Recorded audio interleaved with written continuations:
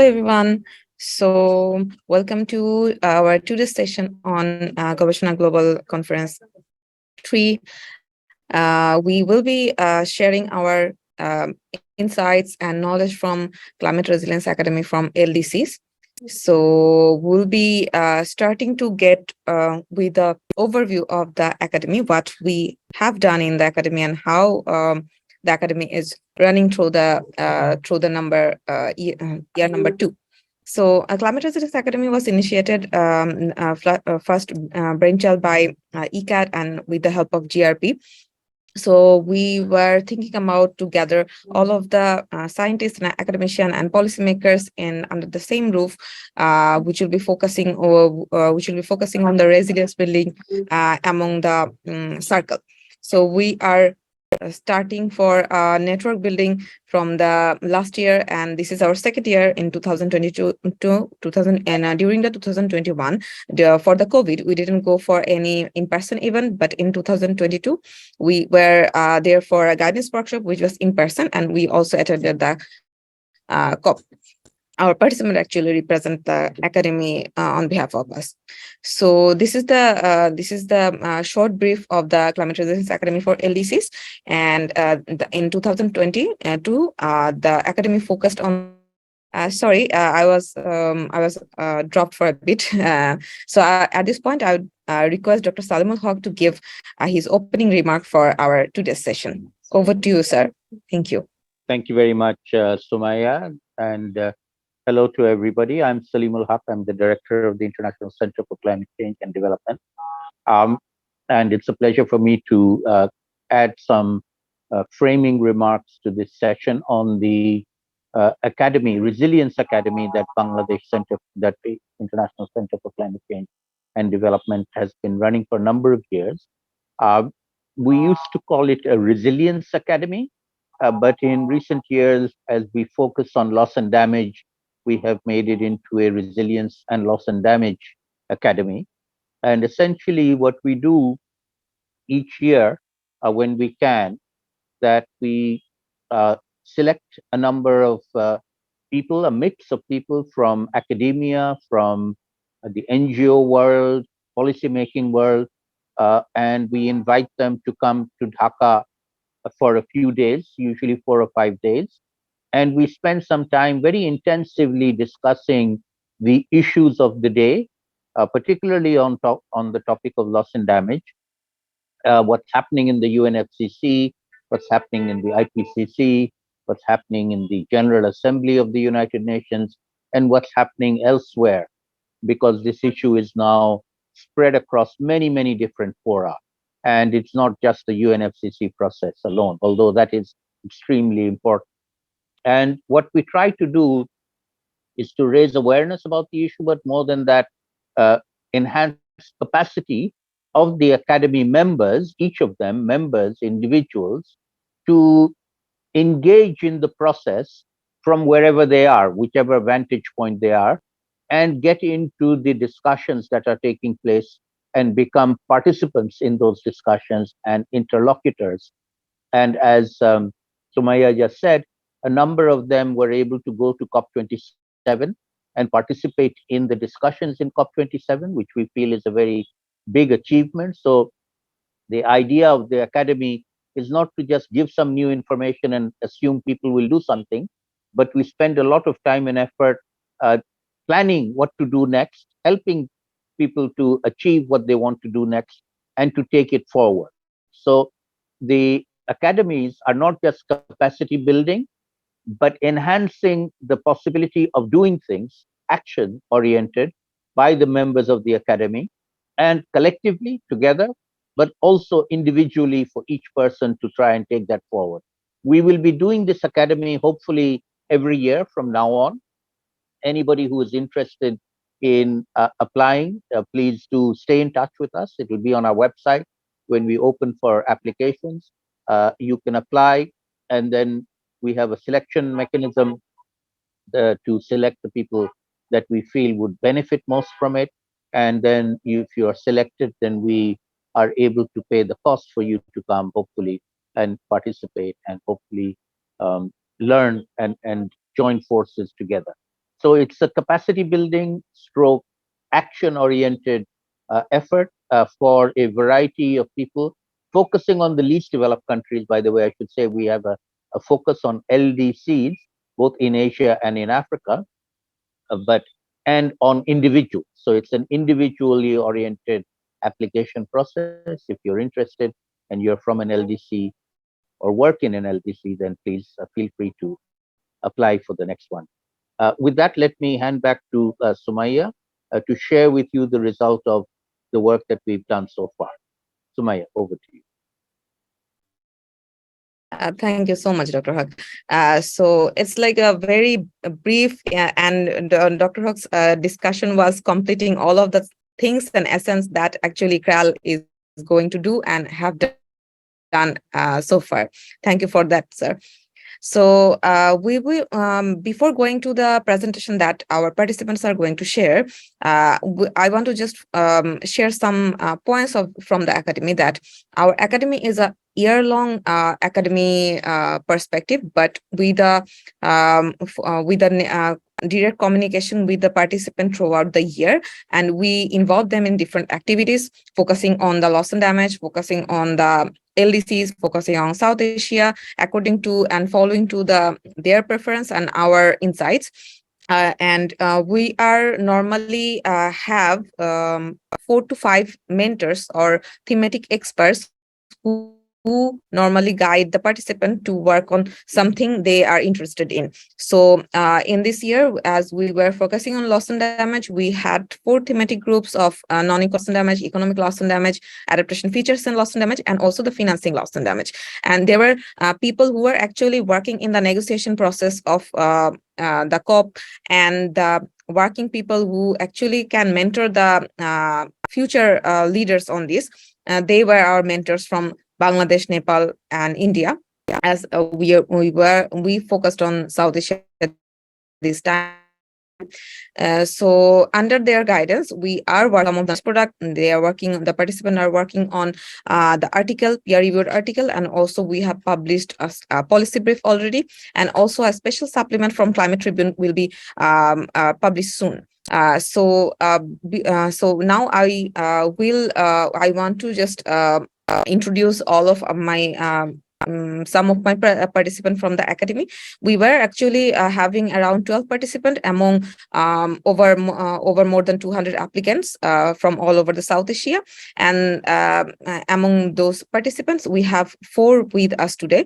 So I will first request Mr. Afruz Shah for his presentation. But before going to that, I would just get a introduction for him. So Afruz Shah is an assistant professor of structural geology at the Department of Geoscience, University of Brunei Darussalam, and he completed his PhD at James Cook University, Australia in 2010, and then he also done a postdoctorate and joined his first academic job as senior lecturer at structural geology at Curtin Sarawak, Miri, Malaysia.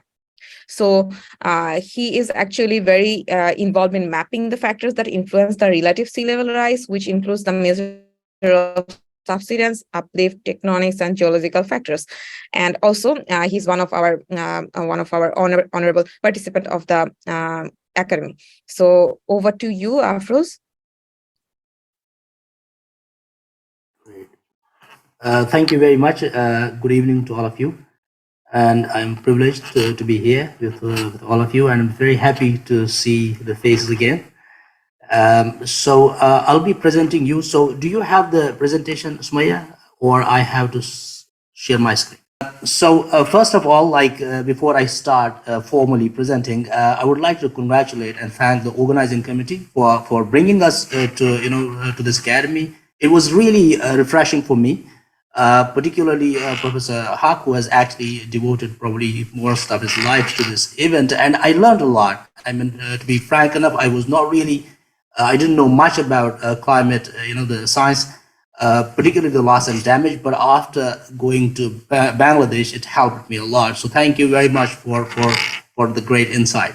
Now, what I've chosen this mapping loss and damages, challenges and opportunities. As you can understand, from the recent history of the loss and damage, we know that there is a fund called a loss and damage fund. So, and everybody is very happy about it because it's the main milestone has been reached almost after, the struggle of more than almost 30 years. And who was struggling? It was struggling, these developing countries were struggling, which is another framework of like why only developing countries were struggling for a problem which is basically global. And for that we need another session. At the moment, as you can see from what we've got, I was recently listening to one of the talks on this, and he says that Antonio, he says that it's a beautiful frame with no picture on it. And I strongly agree with that. So what it means is that the fund, we do have the fund at the moment, but we don't know, we have the framework for it, but we don't know who's going to put funds, how much funds are going to go into that, and what is going to happen to it, right? So, and there's another study which just came that the developing countries need trillions of dollars. And we have seen already in, for example, in Pakistan, we have more than almost, I think, more than $15 billion they were asking for. So you can understand that there is a problem about funding, which I think hopefully with time we're going to sort out. But before that, because we need to understand, okay, we are going to bid for the funding to get the funding, but before that, we need to know how to understand about the loss and damage. And for that, it's very important to know how to map losses and damages. So that's what I'm going to talk a little bit about, the loss and damage. Why is it important to map? So here, for example, if you look carefully, I will try to annotate this also with spotlight. Okay, here, mouse. So as you can see from here, this is South Asia. You've seen that most of the sea level rise is going to have great impact on, particularly in South and Southeast Asia. And apart from this, apart from the coastal communities, which will be directly impacted, we also have problems within the continental area. As you can see in Pakistan is a live example, and we've seen huge loss of, we have loss of life, and plus billions of dollars in economy that was because of the climate, because of the flooding. And I come from Kashmir, and I will show you one of the examples from Kashmir which we have, and I've done the field work there. So we had huge floods in 2014, and which more or less inundated more than like 40 or 50% of the entire area in one of the main cities. For example, you have the Dhaka, just like that is we have city in this Srinagar. It was completely inundated underwater. And so again, when we talk about the loss and damage, how many people got impacted, whether they got compensation for that or not, are they covered with the insurance? We have no data on that. In fact, there is very little data. So we do have these, what do you call this, economic and non-economic damages, more or less economic. Not even the economic damages are not even covered. They're really little, just like, for example, I was reading one of the reports which says that if a coconut tree gets impacted, like, the coconut trees last, you only get 500 Indian rupees for a coconut tree. That's basically nothing. So we have this, as I said, that originally we got a problem in South and Southeast Asia. There were a lot of people who would be impacted. But again, one is that, okay, sea level is going to rise, but you also know that there would be regional variations. There will be local variations, and which is extremely important. And for that, we need to map those things. And then we can get to understand how to compensate those people, because those regional and local variations are not covered in any model at the moment. There are only individual studies, but on a big model, they're not being put up. So that's a big challenge. For example, here, as I said, this is a Kashmir area. It was flooded in 2014. I will just show you quickly. So those of you who do not know where is Kashmir, so this is where it is located. As you can see from this figure, this is the actual flooded area. You can see that on the northwestern side, this area got more floods compared to this side. So in other words, the flood, the way the flood was impacting people also, regionally it varies. Therefore, the extent of how many people were impacted, agricultural land and everything that was impacted also varies, which we need to map. So for example, here, Srinagar, more or less, whole of the Srinagar was underwater. And remember, this is the main center of Kashmir. So whole of the Kashmir was basically under, impacted because of this. So there is one village, and I will take example of this village. Why you can see that this is sitting on this river, and what happened here is that this whole of this village gets impacted by floods, and more or less systematic almost throughout the the history they have seen floods, but now as you can see the intensity is more. Now these people they lose their agricultural land. Their like formerly the life is not lost in ever. Why? Because they've experienced these floods. So that's called the adaptation. They have seen these floods and they have the very good village system where they can inform each other. So that's very good in adaptation technique that the life is saved. But what we have, as I said, the agriculture is lost, and then we have these what do you call these the houses are lost, and none of these not a single family in this village is secured by any insurance. Why not? Why are they not insured? The answer is to that question is because one, that most of this area is not registered under a government, right? So when the land is not registered in the government records, then you have absolutely no papers to show. One problem. Another problem is that people do not trust banks. They're saying that the insurance is like, this is a mindset. So that's a mindset problem. That's why they're not insured. And third is that they need some, what do you call this? That you need to have some money to basically pay premiums. They are not people who have they're daily wage people. They do not have this, they're not salaried class. So where will they get the funds? I mean, these are some of the problems that I've encountered while in that area. And then you can understand why people are not secured from the disasters.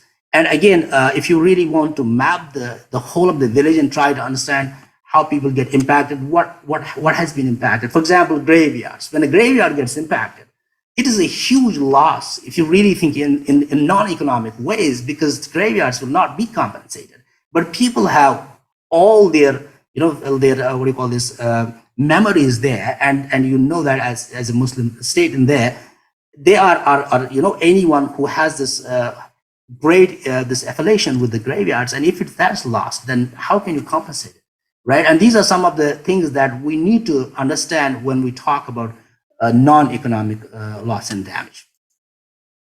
So here is another place, which is Leh. Now this is a bit different from Kashmir. Kashmir is a huge valley. It takes time, so it gives you time, because if you have a huge valley, people can tell you, hey, there's a flood coming, and there's a big valley. It takes time. But this one here, for example, this area, this Chaklamsa area, this is, so you can see that there's a mountain area, and they get these, the very quick floods. And so if there's a huge rainfall and then it comes very quickly, you get no time. So this flood in 2010 caused death of 200 people in this area. Why? Because it was 11 p.m. at night. They didn't get any time, and it was washed away. Now, why would somebody have houses here? See, that's a question, that why would you have a house exactly sitting on a hazard?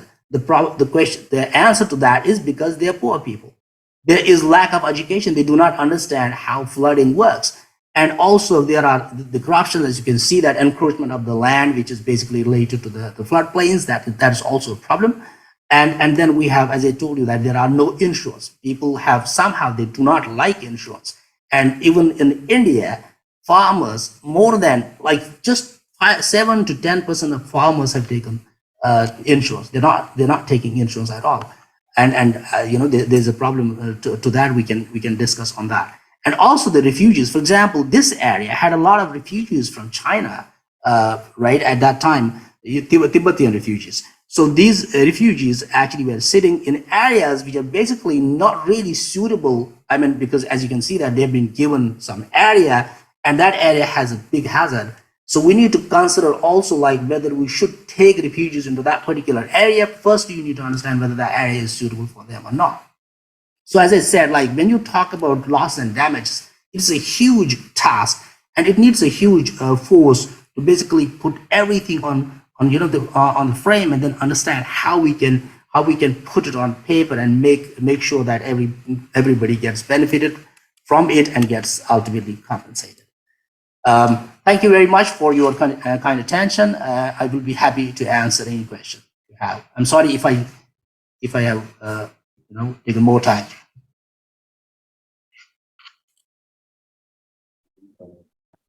Thank you so much for your elaborate presentation. After it's like very interesting to get everyone connected with pictures that you have shown and yeah, the narratives too. So thank you so much. So as we are not very in our time, not blaming Afros for that at all, but we will need to move to our next presentation immediately, I guess, so that we can be more into our discussion in the later part of the session. So now I will be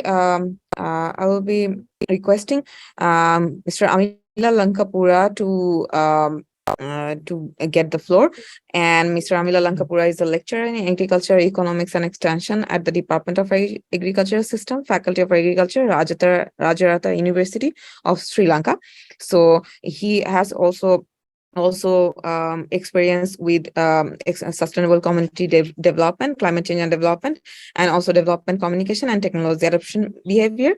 So he, as a young academic, Amila hopes to contribute to the sustainable development goals by focusing on issues concerning the sustainable development of rural communities, especially agrarian communities in Sri Lanka and around the world. So over to you, Amila. We can see your screen. Go ahead. All right. Hope I'm edible for you, no? Yes. All right. Okay. So, very good evening to you all. And first of all, let me thank ICCCAD for giving me this great opportunity today to present some of the aspects I have worked on after the training you provided related to the loss and damage and like that. So after the training, actually, I thought of just because of my personal experience and personal preference as well, I thought of producing something related to that. The resilience part, which is also related to that loss and damages and like that. So basically, I'm going to share my experiences and kind of a view related to how to make, especially in Sri Lanka, that our agriculture communities, how to make them flood resilient and like that, how we can turn them into a great place in the ladder of resilience and like that. So simply, I think you all are aware that Sri Lanka as a country located in the Indian Ocean and a kind of a small island.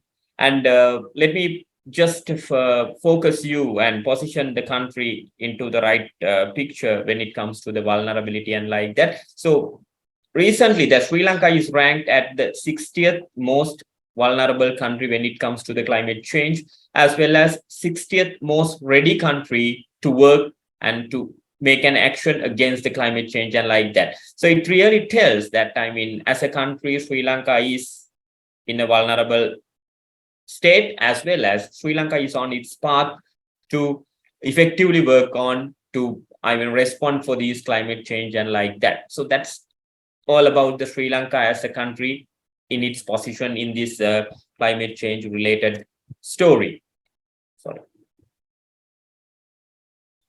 So usually when it comes to the, different natural disasters which Sri Lanka is facing, the floods is one of the most common, and especially for the agriculture communities, which is basically made up of crop-based agricultural aspects and plantation sector, as well as livestock sector and like that. So almost all the sectors are being affected by these floods, which are more common and rapidly happening in the country right now. So when it comes to the floods, actually, it's like, reservoir or river blast, as well as flash floods and urban floods. So all these things have been very much common in the country due to these increasing patterns of the changes which are happening, and also related to the development activities which are happening maybe in an unplanned way.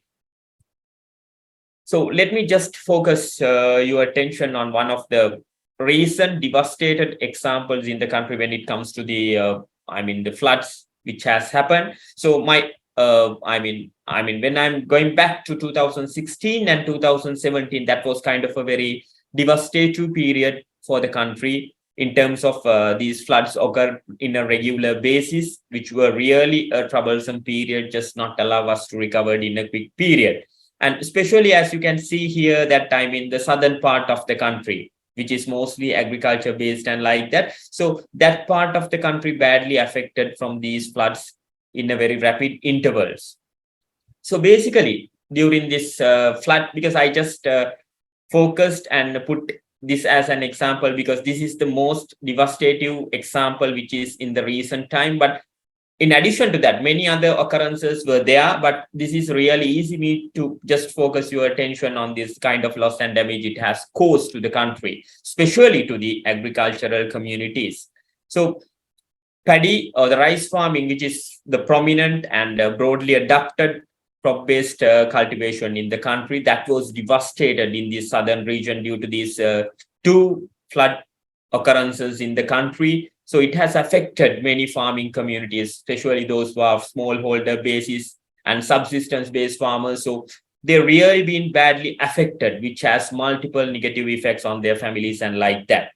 And the other sector, the plantation sector, especially the southern part of the country, is very popular for the production of tea as well as rubber plantations. So these plantations were badly affected, and especially the processing industries like the factories badly affected. Not only the crop and plantation, but also the livestock sector badly affected. And ultimately, what has happened is that the Sri Lanka, at the moment, we are in a huge economic crisis and financial debt. But at that time, again, that we have to spend a lot on recovering those things and related to these loss and damages. So my attention, what I want to draw you is that how to turn these agricultural communities resilient against these recent, currently and rapidly occurring floods, floods in the country. So when I get back and see about the actions, what under these conditions that we have adopted, that commonly adopted immediate recovery measures, such as distribution of these seeds and the silt removals, rehabilitation, those things, commonly adopted things have been practiced. And so far, throughout the process in addressing these issues that commonly been addressed and the practice things include that disaster management plans and risk reduction, other mechanisms, and building the knowledge of the communities, as well as we integrated the disaster risk reduction into different development sectors. So broadly, the actions or the interventions what we have done and implemented so far can be on this. But the problem is that, if we are just going to rely on this sort of aspects only, since the incidence of these floods and the rapid onsets of these events is going to be more frequent and severe. So, the sector or the agriculture sector is much vulnerable, and definitely we have to think about certain actions which could improve the resilience against these things. So that is a very important aspect that we have to focus as a country.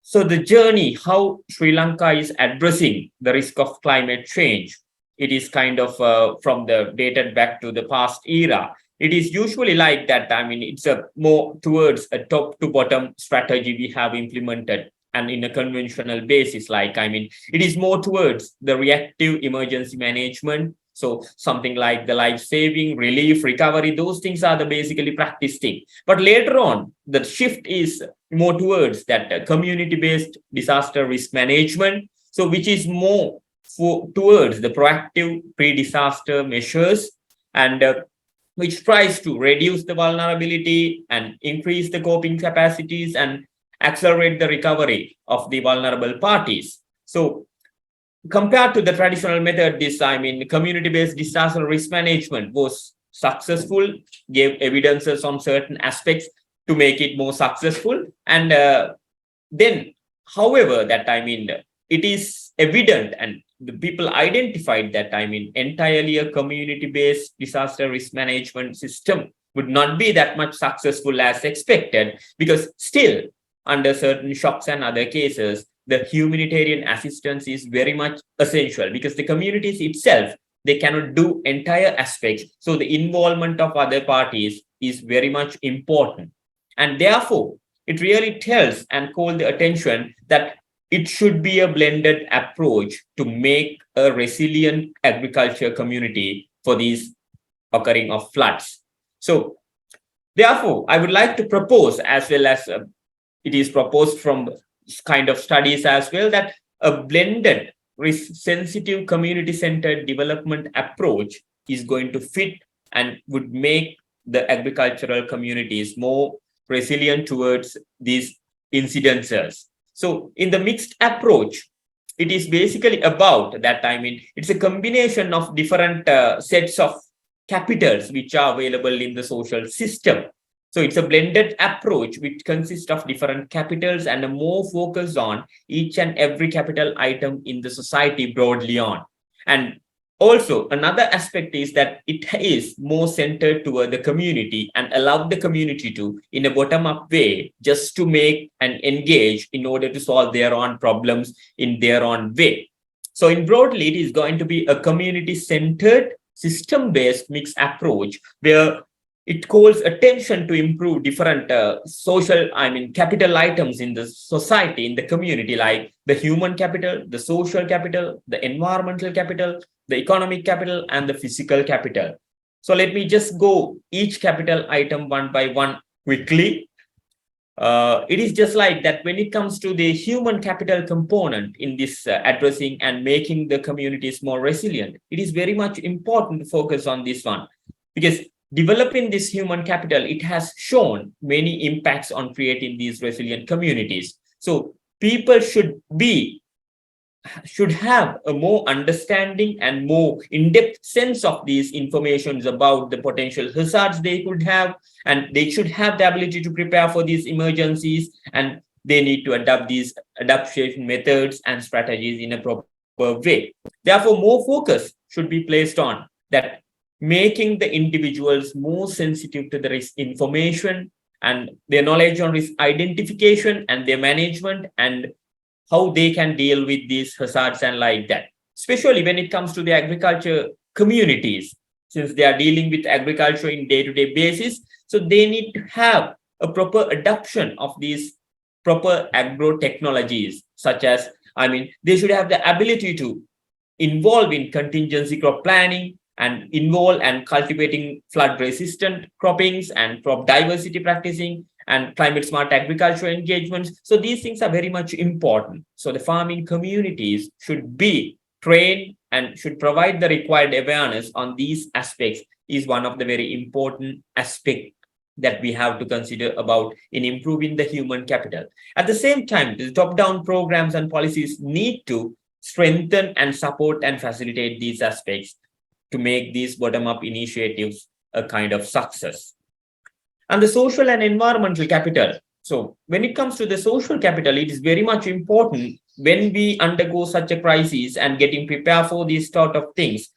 To improve the social capital is very much important. Their networking of the communities and their engagements and their own selves providing the safety nets for themselves. So these things are very much important in making them prepare for kind of things, such events in the future. So since I have, I think it's a limited time, so I might not going to talk in detail, but however, it is just like that when it comes to the environmental capital as well, that in the communities, especially the agricultural communities, they have to think about how they are going to sustain the environment and work on. So the conservation principles, the farmers should be trained and they have to practice those things, and very much risk-sensitive environmental management strategies these communities have to work on. And the other two capital items included in the 5 capital approach is the financial and physical capital, especially in terms of this type of, crisis situation. People need to have adequate access to financial and physical resources, and they should introduce with risk transfer mechanisms which would really allow them to spread the risk associated with. So the financial institutes like the banks and other organizations, they have a special role in this regard, and certain financial allocation should be for these emergencies, and insurance has a great role, such as risk aversion methods in this regard. And the other very important thing that we have noticed when it comes to the flood occurrence in the countries, like, when the incidents are there, the markets, the established markets and the value chains are being badly damaged. So the problem is how we are going to maintain and how we are going to re-establish these things. So the time to recovery very much matters. Therefore, the existing markets as well as the established value chains, they need to be resilient in this regard. So these systems should be well adjusted and introduced in a way that they would not be damaged by these onset of events.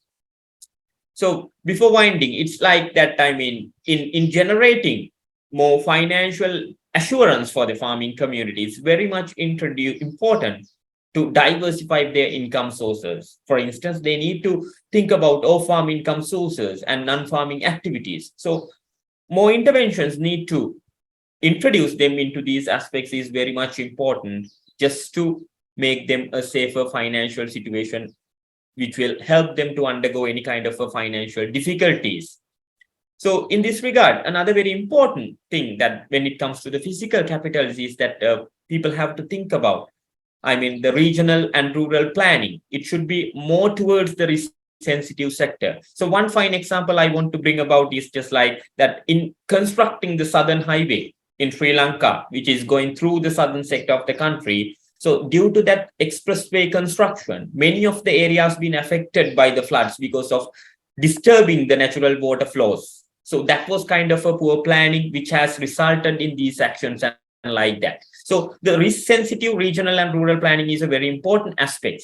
And as well, the supporting infrastructure and the basic amenities that need to be ensured in order to take the people into a better position in these cases. So the special sectors or the special categories of the society, the disabled people and the women and the children, their needs, special needs should be addressed amidst this crisis situation is another very important aspect to address and face against these things. So out of all these 5 capital approach and a community-centered mechanism, kind of a mixed method, what I can finally conclude is like that the existing agricultural system in the country, especially that is currently being damaged and being hit by these floods and other natural disasters, they need to make a flood resilient system in order to sustain and work through. So in making such a system, this community-centered system-based approach is very much important. By implementing and improving and more research on these aspects would enable a Sri Lankan agriculture sector to become more resilient towards floods and future on. So this mechanism or this approach has implications for the regional and worldwide level as well, based on the applicability. I think you all get a clear-cut idea on this in making a flood resilient community when it comes to the Sri Lankan agriculture sector, what sort of a pathway we have undergone and what sort of mechanisms are going on. So as I mentioned, more attention should be given to collaborate these things and focused on these things and develop in a proper way. Thank you very much. Thank you so much, Amila. Thank you so much for your elaborate presentation. So I won't take much time and just will be handed to our next presenter, Ms. Momita Dasgupta. Ms. Momita Dasgupta is an advocate practicing in the High Court Division in the Supreme Court of Bangladesh and working also as a research fellow of Center for Climate Justice. And she is actually working in the climate change arena for a few years. Though she's actually a lawyer, but she always showed her expertise and experience in the climate change genre. She also has received a diploma on climate change and international law after successful attendance at a summer course, which is under Aristotle University in Greece. So over to you, Momita. Thank you. Thank you, ICCCAD, for considering me as a participant of the CRAL Academy, and also for inviting me to join this session today. I'm Momita Dasgupta, advocate, and I'm also working as a research fellow of Center for Climate Justice Bangladesh. And I'm starting my presentation, and I'm presenting my views on advisory opinions of the international courts and rights of the future generation to be protected from climate change induced loss and damage.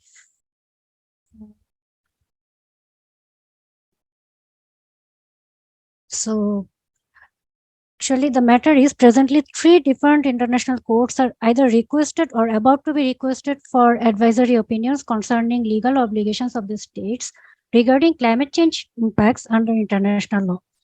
First one is, all you know, International Court of Justice. Vanuatu is leading a core group of nations who drafted questions to be placed before the ICJ for advisory opinion. To place it, a resolution of the General Assembly of the United Nations is required to be passed. This resolution will be placed before the UNGA at the upcoming 77th session of the body by the end of March 2023 as Agenda 70. Already 115 nations has co-sponsored this resolution and the number is still growing.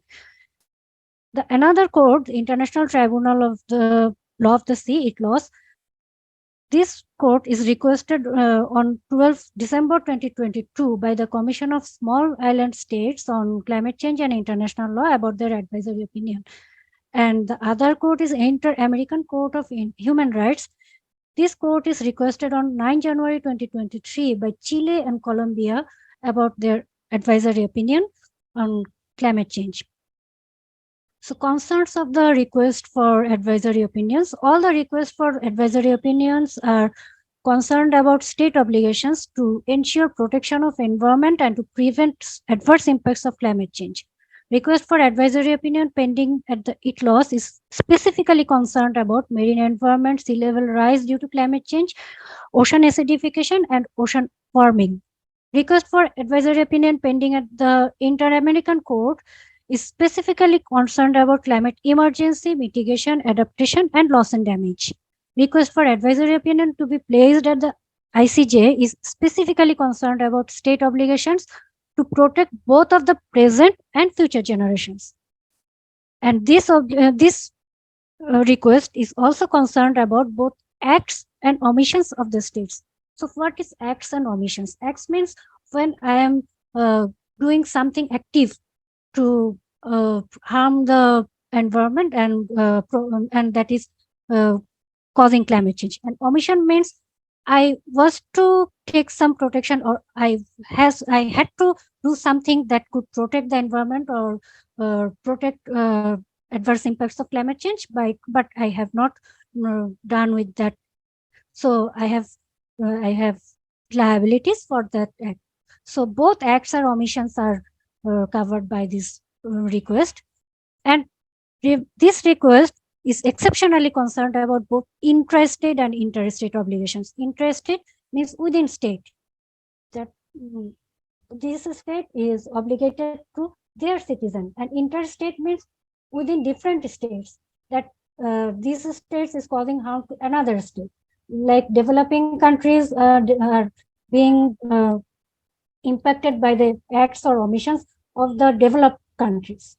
So these are the different concerns about of the request for advisory opinions. And the future generation as a concern,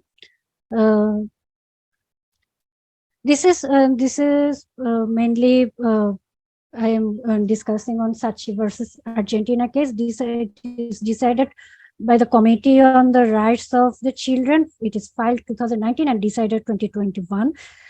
16 children filed 5 petitions against 5 countries, namely Argentina, Brazil, France, Germany, and Turkey, claiming violation of rights by failing to sufficiently address the climate crisis. Petition was rejected for failure to exhaust domestic remedies with some significant observations. Though the petitions are rejected, there are some significant observations. Those are supporting. It referred Inter-American Court of Human Rights advisory opinion and to determine the extraterritorial jurisdiction regarding environment protection by way of interpretation of control along with determination of significance of directness and foreseeability. Whether the act or omission is directly impacting the adverse impacts and whether it is foreseeable or not. It's found that potential harm of the state's acts or omissions regarding their carbon emission was reasonably foreseeable, and the victim's status was justified by establishing that they have personally significant harm. They have suffered personally significant harm. children of today are adults of tomorrow. So their representation is supported by this case.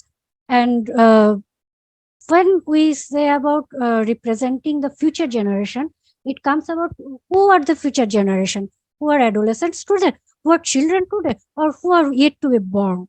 So when the matter is discussed that we are trying to limit our emission, to limit our global warming within 1.5 degree up to 2100. So it is clear that we are thinking about not only the adolescents of today, not only the children of today, but also the persons yet to be born.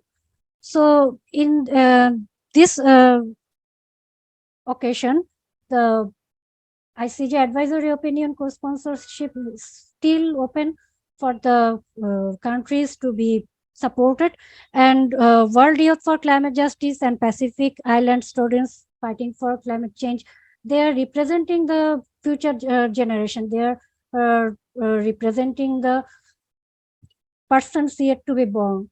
So they are trying to promote the uh, call for the other nations that please co-sponsor the advisory opinion, and in the co-sponsorship is still open. And this is also the view of Kral Academy, that we are to protect our planet from the adverse impacts of climate change. And so it is from my side. Thank you everybody.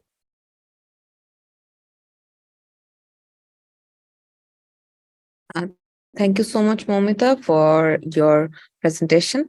So I will be now heading to our last presenter, Mohammad Sumais. He is from Maldives. He has been engaged in projects and research related to sustainability on waste management, energy and livelihood, and also coastal protection.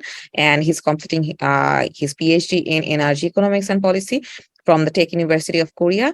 And he's interested in networking and contributing to research on sustainable development issues in Small Island and also in South Asia. He plans to establish an organization for research and action on Nexus approach to resilience and resource utilization. So I will request Mohammad Shumais to take over and the presentation. Thank you. Sumaya, so yes, my presentation will be on loss and damage and the right to a healthy environment and the importance of monitoring and evaluation. Well, introduced to myself, yes, I was completing my PhD on energy communication policy in Tech University of Korea, and I'm also affiliated to the Maldives National University as well. So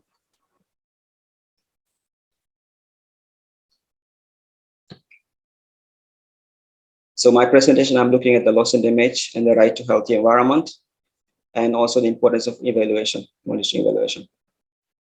And so the right to the healthy environment, it's a resolution which was passed last year, quite recent, by the United Nations General Assembly. And before that, it was also discussed at the United Nations Human Rights Council. And Maldives was an important country which actually proposed this one. So I thought as a Maldivian, this would be an interesting and important way for me to look at loss and damage through the right to healthy environment. And but however, around the world, even in the Maldives, it's not only the natural induced factors, but also there are human induced factors, but coupled with the impact of climate change, there are harms happening, irreversible harms happening for the natural system, but also the human system. And therefore, it's very important that monitoring evaluation frameworks be in place so that we understand what's happening before it becomes too late. And because these things can impact livelihoods, health, and other aspects of the society, social and health, economic factors as well. But for that, it's very important that we have mechanisms are there for having baseline data. Currently, in many countries, especially in European countries, we don't have enough baseline data, and therefore this actually limits our understanding of the loss and damage For example, if you look at the tsunami which had occurred in early 2000s. So Maldives was one of the countries, and Sri Lanka was also one of the other countries. And it actually affected many Asian countries. And but the issue problem was that yes, there was some assessment done after the tsunami, but however, because there was a lack of baseline data, it was very difficult to identify to what extent actually damage did occur. It can, I mean, in terms of social infrastructure, for example, powerhouses, schools, health facilities, and even crops. Many of the crops also died. So I mean, because there was no proper baseline data, it was very difficult to understand what was the impact.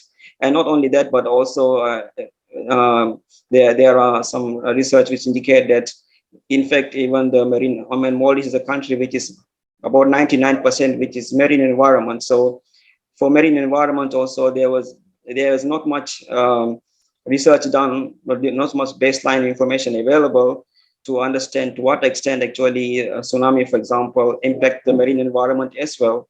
So it's very important the baseline data is in place. So for currently in the Maldives, there are many kind of impacts happening. For example, in many islands, beach erosion happening. You can see from this picture above. It's an island called Kumbulu Island, where the building is the island office, and it used to be an island. Some like 30, 40 years ago, there was a big beach. There was a beach was quite large, but slowly, beach was eroding, and it had reached like about 5 to 10 feet. So you can see that the roots, some of the roots of the trees are visible, and some of these trees also eventually fall in. So yeah, so this, we can see this is happening around in the Maldives, but it's actually a slow process. So with that, it's not only the physical things which are eroding, but also with it, there are some impacts like groundwater. There's a traditional knowledge because people's lifestyle also change. However, at the same time, while we are talking about the baseline data, it's very important that there are mechanisms in place where so that data can be collected by involving the community. So the community can also understand what is the situation in the islands, and this can actually provide valuable insights that can contribute to the resilience of the communities. For example, one of the very good examples is that back in 1980s, there's a time when we did not have much of the technology like today. We have internet technology, but then there was a very good example in the Maldives that the fishing boats, every boat, when they go to the fish, when they go to fish, when they collect the fish, when they catch the fish, they will actually report the data to the respective island officers. And these island officers will inform to the national radio, and the statistics actually broadcasted so that everyone in the country can understand what's happening in the country. So fisheries used to be the main industry in the country. Yeah, but now tourism is the #1 industry in terms of GDP per capita. But how Maldivian people valued fishery industry was can be understood from that. And yes, it was a kind of very much participatory activity, and everyone cooperated with that. But there was after the years passed, this actually got stopped. This stopped. But then now with the internet and the government is also trying to revive this tradition which exists before. So now there is a system where the fishermen connected, and they can submit data through a web system. They can use the smartphones for this. So they are trying to revive this tradition which we had before. However, I should also acknowledge that and there are many other areas where the data is not collected regularly and not disseminated regularly, and not much has been happening. So, however, techniques and technologies are very important. One of the issue is that often there is a misunderstanding of the vulnerability of different countries, different communities, and therefore it's very important that there are methodologies in place that can capture costs, especially even including the cumulative impacts that are happening, and also this can be used for education. This can be used for knowledge sharing, so that people can understand what's happening in each community. So often, like for example, the GDP per capita is used as a way to understand the resilience, but it's not the best way, because while GDP per capita can be higher, there are also communities in every country who are vulnerable. So access to technology is very important to understand the vulnerable changes. And for recently, there was one project initiated by the UNDP. So it's about using drones for resilience for disaster risk reduction. And this was a partnership with one of the telecommunication organizations. This is one of the good examples. But however, as a country, we depend on the technologies from other countries. So it's very important that in terms of climate justice, that there's a fair share of technology flowing from the developed countries to developing countries. And then it's important to have an understanding of how community is resilient. So importance of understanding how communities have responded to past events and how they have recovered is very important. So for example, in the two photographs I shown here, so this one on the top, that photograph, it's an island which was actually inhabited back in 1950s, but due to a disaster, natural disaster, and the information is not very much documented. So everyone in the community, they migrated to another island, but we can still see some people, some of the features that people live there. And the photograph we see at the bottom, actually they are the children of those communities who migrated. So this is another island. So this is, but this island was also impacted during the tsunami. So this is the photograph was taken during the tsunami recovery period.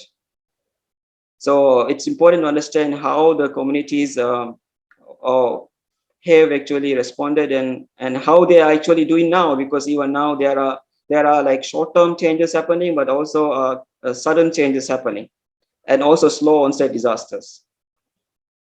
And another thing is it's important to understand to have proper assessments on the ecology, so that we can understand how, because ecosystem is interconnected.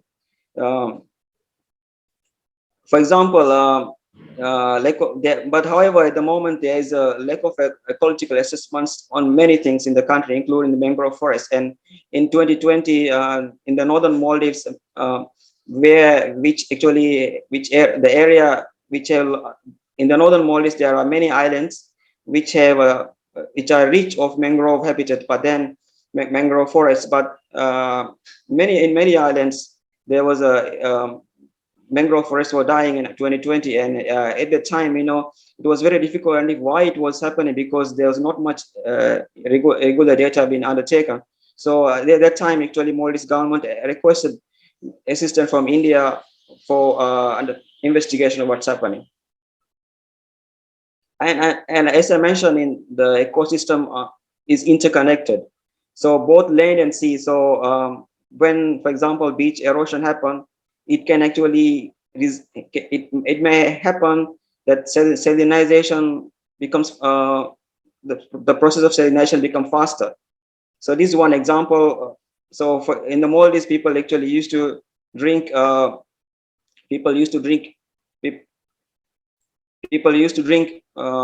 groundwater as well in the past, but now in many islands, groundwater has been depleted or it's become salinized.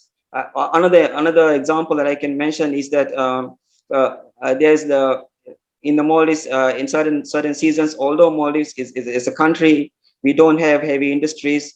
We are impacted by the transboundary pollution from in South Asia, including concentration of. So there are some studies which indicate that the concentration of ground level ozone in northern Maldives is potentially is at a high rate, and it can have impacts. So there are we need to understand that there can be short-term impacts, but also long-term impacts. So, for example, I mentioned about haze. So, haze actually is a short-term effect of climate change, but the underlying causes can of burning fossil fuels can have long-term impacts. For example, this is not from the Maldives, but in Southeast Asia, there is a rise in mortality of butterfly, and this actually impact the pollination of mangrove species such as Bulgaria cylindrica. And why I mention is because a similar study has not been done here, but Bulgaria cylindrica is a very important crop for the Maldives from the mangrove forest, because for centuries Maldivians used to eat this as a food. Actually now we eat rice, but rice is not traditionally grown here. So we used to rely on some of the crops that were grown in this country. So impact of beach erosion, salinization of groundwater, and the loss of vegetation on the islands is also another example. And it can actually have a financial burden, because when the fresh water is depleted, they will have to resort to things like bottled water, which are not usually made in those islands, but imported from other islands. So we understand that this loss and damage is something that's happening, and therefore, as a small country, as a vulnerable country, we depend on technical assistance and cooperation from other countries. Therefore, what I'm saying is that technical cooperation and finance mechanisms are very important to secure a right to a healthy environment, and also establish effective monitoring and evaluation systems. And why this is important, because we need effective evaluation systems so that we know what's happening in the country, and what's working and what's not working. So thank you very much. That's my presentation. Thank you so much for your elaborate presentation. Thank you so much. So I have just shared link of loss and damage forum that we have launched very earlier. So this is like a